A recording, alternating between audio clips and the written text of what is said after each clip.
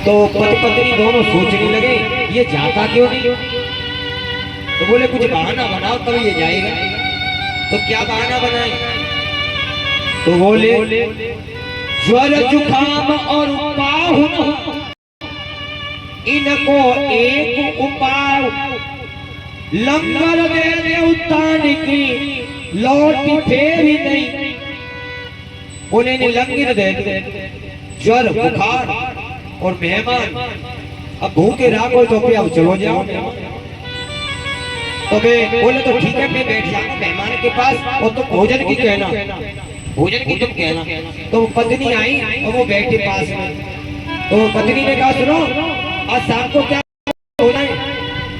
तो पति बोले अच्छा शाम को फिर भोजन अभी तो खाया था क्या राक्षस है अभी दोपहर में भोजन फिर भोजन। अब बताओ मेहमान खाए तो राक्षस। मेहमान ने अपना बैग उठाया और सीधा चला गया।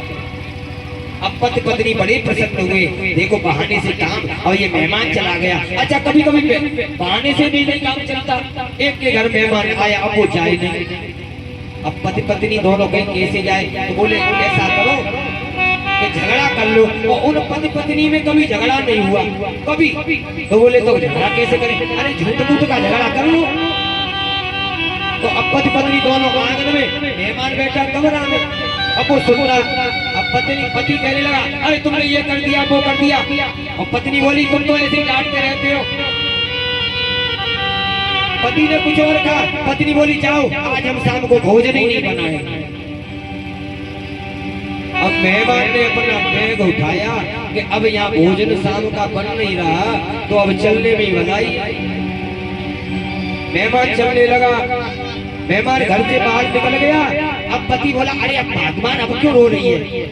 अब तो मेहमान गया मैं तो झूठ मूठ को डांट रहा था। तो पत्नी बोली मैं कौन सी सांस नाच को रो रही थी मैं झूठ मूठ को रो रही थी। इतने में वो मेहमान आ गया। मैं कब गया था मैं भी झूठ मूठ को ही गया था।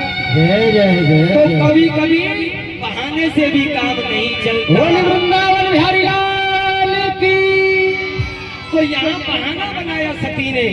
बोले जग मित्र प्रभु पितु गुरु के बोले मित्र के घर भगवान के घर पिता के घर गुरु के घर बिना बुलाए चले जाना चाहिए।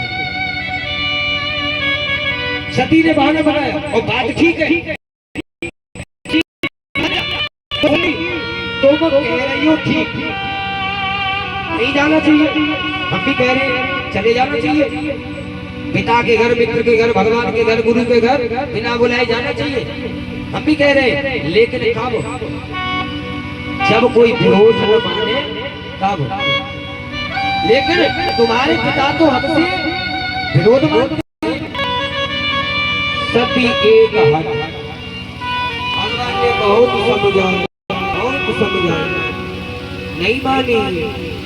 कहीं देखा हर जतन बहु और दक्ष कुमार और दिए मुख्य गण संग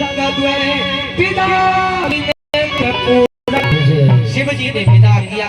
2 गणों को साथ भेज करके बोले इनके साथ आप जाओ। तो 2 गणों